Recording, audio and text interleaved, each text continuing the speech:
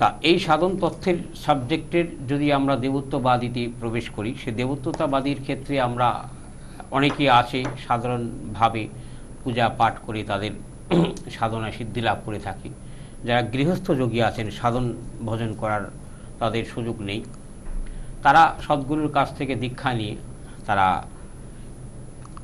গৃহস্থ জীবন যাপন করতে পারেন। আর যেহেতু সামনে আমাদের মহালয়া অমাবস্যা সামনে আসছেন, অর্থাৎ দেবীপক্ষ, এটাকে আমরা পিতৃপক্ষ বলে থাকি। তা এই পিতৃপক্ষে যদি কোনো ব্যক্তি চায় তার জীবনের কর্মস্থলের ডেভেলপমেন্ট করার জন্যে, আধ্যাত্মিক উন্নতি করার জন্যে, অর্থনৈতিক উন্নতি করার জন্যে, এই পিতৃপক্ষের ক্ষেত্রে তারা চাইলে করতে পারেন। আমার কাছে যে আসতে হবে সেটা কোনো বিষয় না। তা এই যে সাবজেক্টগুলো হচ্ছে দেবীপক্ষের সাবজেক্টের, হয়তো কারো পিতা মাতা মরে গিয়েছেন, কারো শুধু পিতা মরেছেন, বা বংশের অনেকের মৃত্যু হয়েছে, তারা সেই মহালয়ার অমাবস্যার দিন, ওই 17 তারিখ আগামী বৃহস্পতিবার আছে, তা পিতৃতর্পণ তারা করতে পারেন এবং বাড়িতে বিভিন্ন ধরনের পূজা যাগযজ্ঞ করতে পারেন। এই পক্ষের বছরের শ্রেষ্ঠ দিন বলা হয়ে থাকে, প্রতি বছরের যে দিনগুলো থেকে থাকে। আর এই 2020 সালের যে মহালয়ার যে অমাবস্যা আছে, আমরা মানব জাতিরা অত্যন্ত ভাগ্যশালী, কারণ এই আশ্বিন মাস একটি মাস, যে মাসটা মলমাস পড়েছেন, অর্থাৎ মলমাস পড়ার কারণে আমরা যে এই একটি মাসে 30 দিন যে সুযোগটা পেয়ে যাব, এই পূজা, পিতৃতর্পণ, যাগযজ্ঞ, পাপখণ্ডন, এইসব কর্মের জন্য একটি মাস আমরা সুযোগ পেয়ে যাব। যেহেতু কার্তিক মাসে এবার দুর্গাপূজা হয়ে থাকে, তা এই একটি মাসে মলমাসের আপনার যে কোনো খারাপ খারাপ যোগে দেখা যাচ্ছে, গ্রহণযোগ, চন্দ্রগ্রহণযোগ, সূর্যগ্রহণযোগ বা অসম্ভব বা কিছু খারাপ যোগ থেকে থাকে, সেই সব যোগে যদি যজ্ঞ পূজা করানো যায় তাহলে সেখানে শুভ ভাগ্যের উদয় হতে পারে এবং হয়ে থাকে। তা এই মাসে যদি আপনারা পিতৃতর্পণ এবং বাড়িতে ভাগবত পাঠ এবং কেউ রামায়ণ পাঠ, কেউ গীতা পাঠ, মানে 1 মাস ব্যাপী যদি করিয়ে থাকেন, তার পূর্বজন্মের যে শতজন্মের পাপ খণ্ডন হয়ে থাকে। কারণ বিগত অনুষ্ঠানে আমি পাপখণ্ডন সম্বন্ধে, গরুর পুরাণ সম্বন্ধে আমি আলোচনা করেছি। তা এই সম্বন্ধীয় বিষয়টা আমি মহালয়ার অমাবস্যার সম্বন্ধীয় কিছু আলোচনার বিষয় নিয়ে এসেছি। সেই জায়গায় চাইলে তারা পাপখণ্ডন করতে পারেন, একটি বিষয়। আর তারা যাদের বাস্তুতে বিভিন্ন ধরনের দোষ আছে, এই দেবী পক্ষের আমরা যে ধরনের পূজা যাগযজ্ঞ করে থাকি, এই অনুষ্ঠানে আমরা বড় ধরনের অনুষ্ঠান করে থাকি এবং কারো পাপখণ্ডন, কারো অর্থনৈতিক উন্নতি, কারো মাঙ্গলিক দোষের ক্ষেত্রে, কারো কালসর্প দোষের ক্ষেত্রে এইসব যাগযজ্ঞ পূজা অনুষ্ঠান হয়ে থাকে। তা পিতৃতর্পণের ক্ষেত্রে যেটা তিলতর্পণ বলা হয়ে থাকে, তিলতর্পণ, পিতৃতর্পণ, অর্থাৎ এই পিতৃলোকের যেটি ধার হয়ে থাকে। অনেক ব্যক্তিরা আছে যে তাদের অভিশপ্ত বংশ হয়ে থাকে, অল্প বয়সে তাদের মৃত্যুবরণ হয়ে থাকে এবং বিভিন্ন অসুখ বিসুখে ভোগ করে মরেছেন এই জগৎ থেকে, এতটুকু শান্তি পাননি এবং তার যে সন্তানরা আছে তারা খুব জাগতিক প্রিয়া, অর্থাৎ জাগতিক দুঃখ কষ্ট তারা ভোগ করছেন। তা এই সময় যদি তারা কেউ পিতৃতর্পণ করে থাকে, তার নিয়ম কথা আমি বলে দেব। তন্ত্র মার্গের পথা এক ধরনের হয়ে থাকে এবং আধ্যাত্মিক মার্গে যেটা আমরা হয়ে থাকে সেটা আলাদা, আর ব্রাহ্মণ পথা সেটা আলাদা হয়ে থাকে। তা এবং মানুষের মৃত্যু পরবর্তীতে শ্রাদ্ধ করা হয়, অর্থাৎ তার শ্রদ্ধার জন্যে আমরা শ্রাদ্ধ করি এবং তার আত্মার মঙ্গল কামনা করার জন্যে।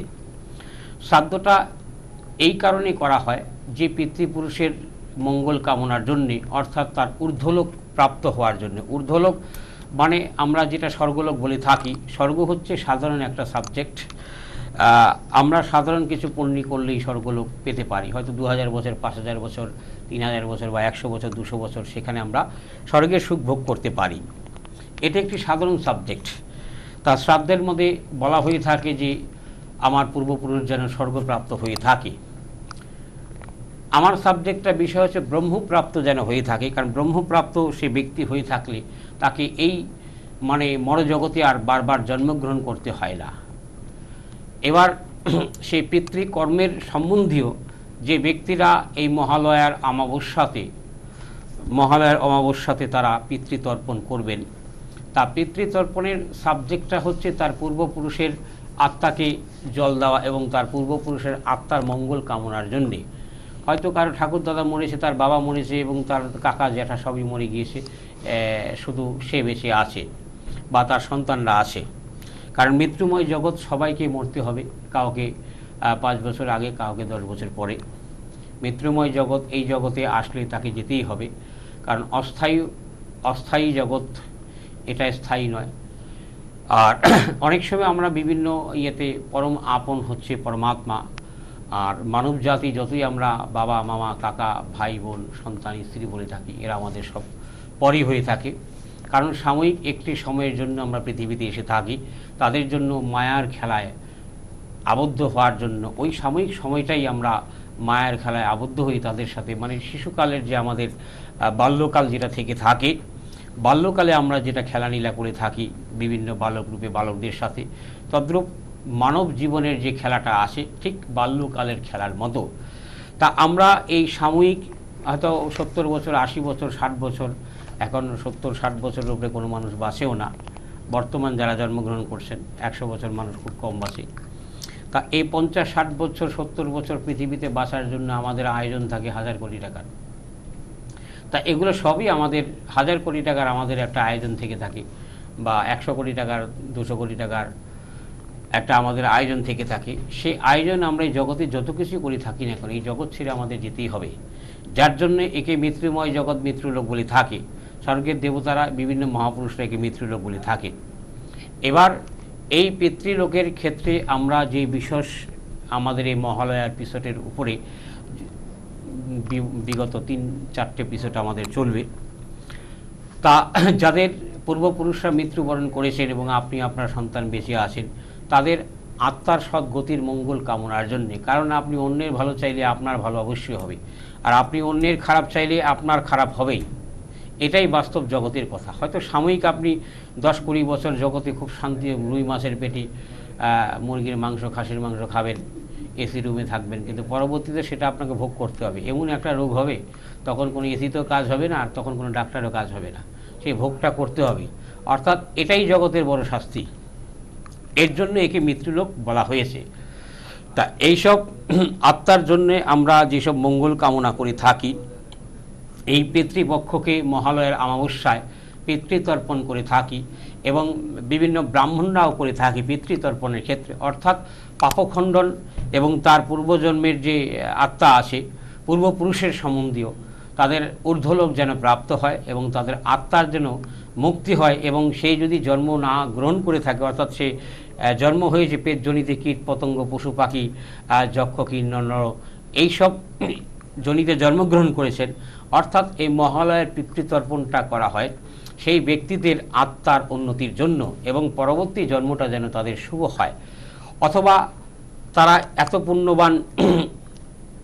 পুণ্য করেছেন কিন্তু মৃত্যুময় মুহূর্তের জন্য তারা জীবনের দায়ী। ওই যে আমি বলেছি যতই করো মরতে পারলে চলে, মৃত্যুময় মুহূর্তে তারা এমন একটি চিন্তা করে মরেছে, সেই জনিতে তাদের জন্মগ্রহণ করেছে। অর্থাৎ পূর্বজন্মের সম্বন্ধে তাদের চেতন অবস্থা তারা আছে, চেতন মানে তাদের জানা আছে, কিন্তু ভুলের বশত তাকে সেই জনিতে জন্মগ্রহণ করেছে। এই পিতৃতর্পণ করলে তাদের আত্মার সেই জনি থেকে হয়তো মনুষ্য জনিতে তার চিন্ময় রূপ ধারণ করে সে ঊর্ধ্বলোকে যেতে পারবে এবং তারা সেই জনির থেকে আশীর্বাদ করতে করতে তাদের যে পুরুষরা বর্তমান পৃথিবীতে অবস্থিত আছেন তাদের আশীর্বাদ করতে করতে ঊর্ধ্বলোকে চলে যায়। এটা গীতায় স্পষ্ট লেখা আছে। এবং যেদিন আপনারা পিতৃতর্পণ করে থাকবেন নদীর গঙ্গার ধারে, যে গঙ্গাতে অর্ধদেহ আপনার থাকবে, সজ্জিত করে স্নান করে গঙ্গায় ডুব দিয়ে অর্ধদেহ থাকবে। তার পরবর্তীতে গঙ্গাকে আপনি ব্রাহ্মণরাই সেটা করে থাকে, গঙ্গা মন্ত্র আহ্বান করে আপনাকে শুদ্ধ করে থাকে, অথবা নম অপবিত্র পবিত্র বা সর্ব অবস্থান গত হপি বা যৎস্বরে পণ্ডরিকাক্ষাং সর্বাজ্যং শুচি ওম শুচি ওম শুচি অভ্যন্তরং সূচি নমসূচি, তা এই মন্ত্রেও তাকে পরিশুদ্ধিত করে তাকে শোধন করে পবিত্র করে থাকে এবং অর্ধ দেহ আপনার সেই গঙ্গায় থাকতে হবে। এবং সেই পূর্বপুরুষকে যেহেতু আপনার অর্ঘ্যদান করতে হবে, তা পূর্বপুরুষ হচ্ছে আমাদের যেটা আদিপুরুষ বলে থাকি, আমরা সূর্যদেবকে আদিপুরুষ বলে থাকি এবং ম্যাক্সিমাম পুজোর যে কোনো কর্ম আমরা সংকল্প করে থাকি সূর্যদেবকে সাক্ষী রেখে। পুজোর ম্যাক্সিমাম কর্ম সংকল্প আমরা করে থাকি সূর্যদেবকে সাক্ষী রেখে। এবার সূর্যকে যখন প্রথম আমরা সাক্ষী রেখে সূর্য মন্ত্র আহ্বান করব, ওম জবা কুসুম সংকাশং কাশ্যপ্রাং মহাদুতিম গ্রন্থরিং সর্ব পাপগ্ন প্রণতস্মি দিবাকরং, এই দিবাকরকে আহ্বান করে এবং তাকে অর্ঘ্যদান করে আমাদের এই পিতৃতর্পণ আমরা শুরু করে থাকি। এই পিতৃপক্ষের এবং এটাকে আমরা মাতৃপক্ষ বলে থাকি। তা পিতৃপক্ষের পিতৃতর্পণ পূর্বপুরুষ সম্বন্ধীয়, অর্থাৎ যেটা পিতার পুরুষ আছে সেটা মাতৃপুরুষের ক্ষেত্রেও সেটা পিণ্ডদান আসে, পিতৃপুরুষও সেটা পিণ্ডদান আসে। আজকের অনুষ্ঠান টোটাল আমার একটু ভিন্ন ধরনের আলোচনা, যদিও আমাদের আগামী 17 তারিখে বৃহস্পতিবার মহালয়া অমাবস্যা আছে, সেটা 16 তারিখে সন্ধ্যা 7:04 শুরু হবে, সন্ধ্যা হবে। মহালয়া রয়েছে 17 তারিখে, মানে কিন্তু তার আগের কয়েকটা এপিসোড কিন্তু মহালয়ার উপরে বেস করে। হ্যাঁ, এটা করার দাদা পুরো সুন্দরভাবে সাজিয়েছেন ব্যাপারটা, মহালয়ার দিন একটা স্পেশাল কিছু দেওয়ার জন্য, কারণ ইচ্ছা রয়েছে আপনাদের জন্য। একটা আমাদের উত্তর দিনাজপুর টিভি চ্যানেলে অনেক অ্যাস্ট্রোলজাররাই অনুষ্ঠান করে থাকেন এবং তাদের অনেক কিছুর ক্ষেত্র অনেক সাবজেক্টের তারা আলোচনা করে থাকেন না। তা আর এইসব সাবজেক্টের উপরে সবাই যে পারদর্শিত হবেন, কারণ যে লাইনে পড়াশোনা করেছে তার সেই ধরনের অভিজ্ঞতা, যে তন্ত্রমার্গের পড়াশোনা আছে তার তন্ত্র সম্বন্ধে আলোচনা, যিনি আধুনিক জ্যোতিষী আলোচনা করেছেন তার আধুনিকের সাবজেক্টের উপরে, যেহেতু সম্পূর্ণ পিতৃপক্ষটা আমাদের তন্ত্রমার্গের পরিপূর্ণতা আছে, তা তন্ত্রমার্গের পরিপূর্ণতার কারণেই এবং যেহেতু আমি আধ্যাত্মবাদের ব্যক্তি, শাস্ত্র বেদ পুরাণ উপনিষদ সম্বন্ধে আমার অনেক অভিজ্ঞতা এবং অনেক পড়াশোনা, আমার ছোটোকাল থেকেই শাস্ত্র বেদ পুরাণ সম্বন্ধীয় মানে পড়াশোনা, তা এগুলো শাস্ত্রের অধ্যয়নই মূল বিষয়। আর শাস্ত্রে লেখা না থাকলে সেগুলো আমি খুঁজেও পেতাম না, কারণ এটা তো আমি নিজে তৈরি করে আলোচনা করিনি, বিষয়টা সবচেয়ে এটা ব্যাপার। তা আধ্যাত্ম জগতের সৃষ্টির সমন্বয়ের যেটা আমরা পিতৃতর্পণ করে থাকতাম, সেটা এই পিতৃতর্পণটা এসছে সাগর রাজার থেকে, ভগীরথের 60,000 পুরুষ। কারণ পৃথিবীতে কোনো গঙ্গা জল ছিল না,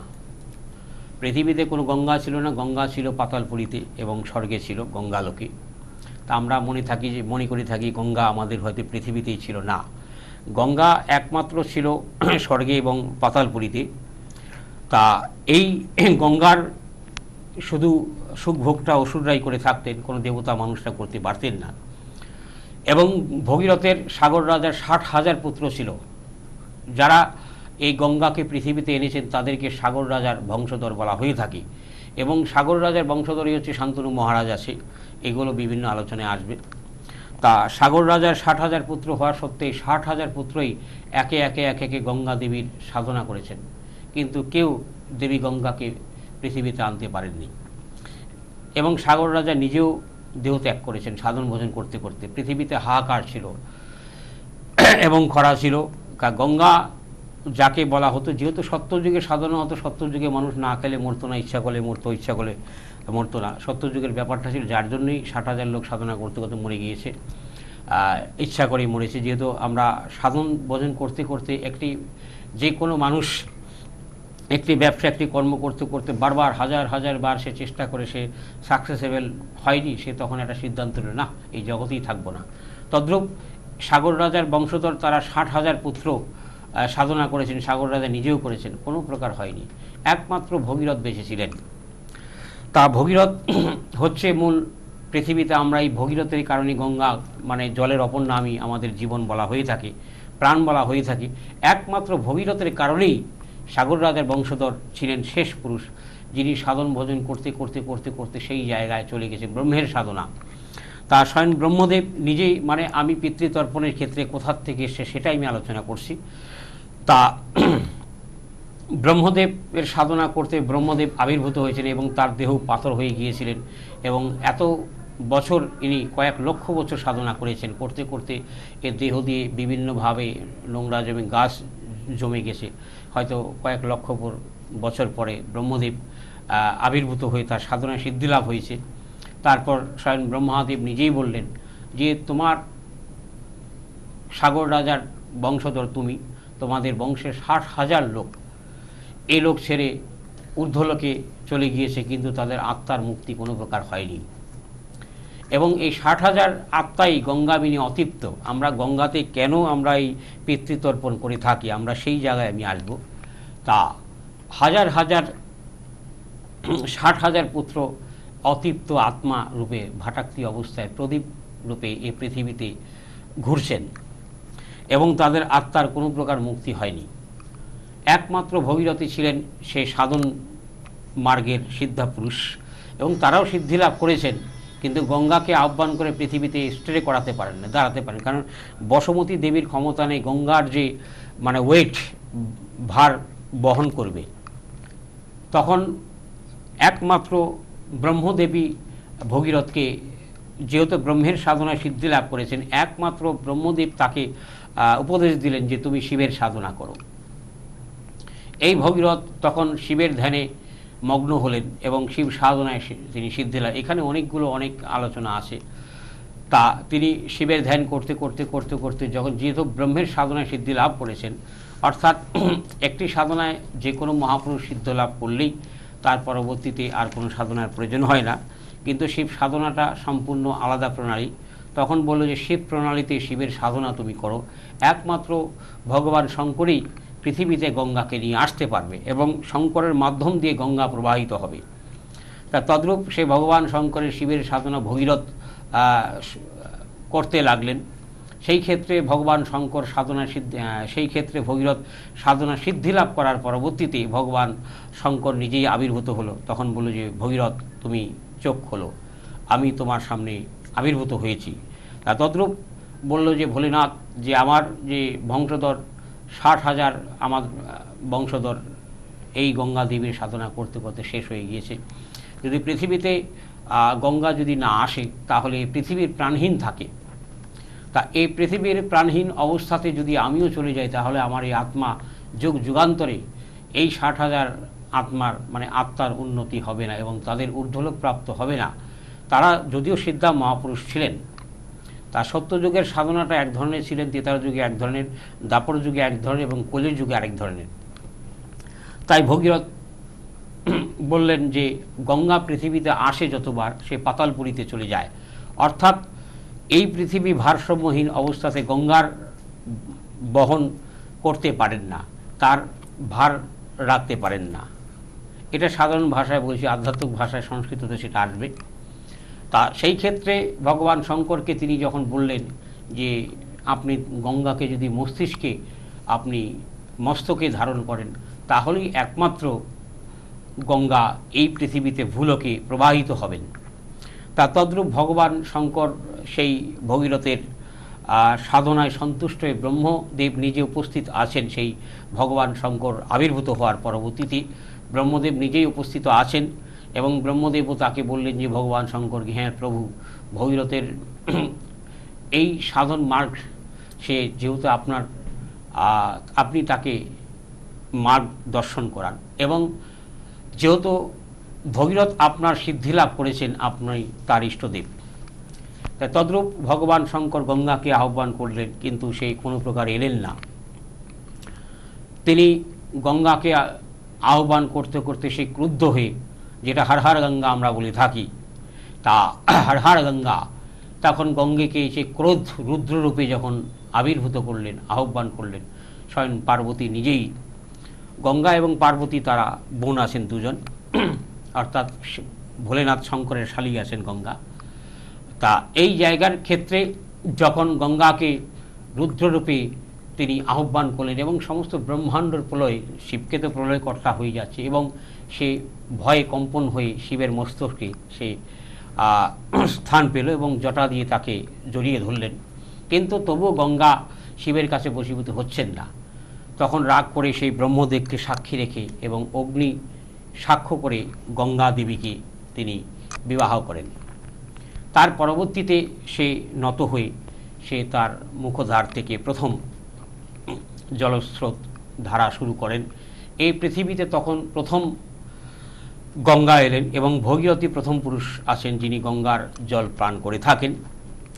তা এবার এই যে পিতৃতর্পণ মহালয়ে আমরা করে থাকি এবং পিতৃতর্পণের সাথে এর যে কোথায় মিল এবং এইখান থেকে যে পিতৃতর্পণটা সৃষ্টি হয়েছে, যেটা আমরা পূর্বপুরুষের পিতৃতর্পণ করে থাকি, এই 60,000 আত্মার কি করে মুক্তি প্রদান করবেন। এবং ব্রহ্মদেবকে ভগীরথ বললেন যে প্রভু, আপনি আমার আরাধ্য দেবতা, অর্থাৎ ইষ্টদেব, এবং ভগবান শঙ্কর হচ্ছেন আমার ইষ্টদেব। কারণ দুজনকে যেহেতু সাধনায় সিদ্ধি লাভ করেছেন, ব্রহ্মের সাধনায় অন্তত 1,00,000 বার করেছেন, ভগবান শঙ্করের সাধনা কয়েকশো বছর করেছেন, যার জন্যে ভগবান শঙ্কর গঙ্গাকে আর জটার থেকে তার ছাড়ছেন না। এবং ভগবান শঙ্করের জটায় কেন গঙ্গা থেকে থাকে, গঙ্গা এবং চন্দ্র থেকে থাকে, এবং চন্দ্রের সাবজেক্টটা আরেকদিন আমি আর অন্য মহালয়ের পরবর্তী এপিসোডে আসবো। একদম। তা ওই তখন থেকে ভগবান শঙ্করের জটায় স্থান পেল গঙ্গা দেবী। এবং ভগবান শঙ্করের পূজা করতে গেলে গঙ্গার পূজা অবশ্য পার্বতীর পূজা করতে হবে এবং গঙ্গা পূজা করতে হয়, গঙ্গা মন্ত্র আহ্বান করতে হয়। তা যাই হোক, সেটা জলসংযোগ যোগের সেটা ব্রাহ্মণরা করে থাকে। তা এই ক্ষেত্রে ভগবান শঙ্কর তখন ব্রহ্মদেব তাকে বিধান দিল যে তুমি এই দেবীপক্ষের এই সময় পিতৃতর্পণ করো। তখন একটি দেবীপক্ষই ছিল। তা দেবীপক্ষের এই পিতৃপক্ষ যখন আসবে তুমি তখন পিতৃযজ্ঞ করো। পিতৃযজ্ঞর মাধ্যমে গঙ্গাকে সাক্ষী রেখে পিতৃযজ্ঞ শেষ হওয়ার পরবর্তীতে তাকে পিণ্ডদান করা হলো। যে গয়ায় পিণ্ডদান কখন থেকে এলো, যে গয়া অসুর গয়া যেটা আছে, সেই মহালয়ার সাবজেক্টে গয়া অসুর সম্বন্ধে আলোচনা আসবে। কেন আমরা গয়ায় যে পিণ্ডদান করে থাকি সেটা হয়তো আমার এই 2টা এপিসোড পরে আসবে আর কি। তা এই পিতৃতর্পণটা স্বয়ং ব্রহ্মদেব তার বিধান দিল, কারণ তখন তো একমাত্র ব্রাহ্মণ ছিল সৃষ্টিকর্তা ব্রহ্মাকেই ব্রাহ্মণ বলা হতো। এবং ব্রহ্মদেব যেই তার সৃষ্টিকর্তা, তার সাধনায় যারা সিদ্ধি লাভ করছে সেইখান থেকে ব্রাহ্মণের সৃষ্টি। ব্রাহ্মণ এদেরই বলা হয় যাদের আছে ব্রহ্মজ্ঞান, অর্থাৎ ব্রহ্মজ্ঞানের অধিকারী ব্রাহ্মণ এখন যেহেতু নেই, তা এই সাবজেক্টে তারা ব্রহ্মজ্ঞানের বংশধরী। হয়তো তারা 100 পুরুষ আগে কেউ সিদ্ধ লাভ করেছে বা কেউ 500 পুরুষ আগে সিদ্ধি লাভ করেছে, সেই ক্ষেত্রেই তাদেরকে ব্রাহ্মণ বলা হয়। সেই ব্রহ্মজ্ঞানের সূত্র ধরে তারা ব্রাহ্মণ হয়ে থাকে, সেই যে কোনো কাস্টের ব্রাহ্মণ হোক না কেন।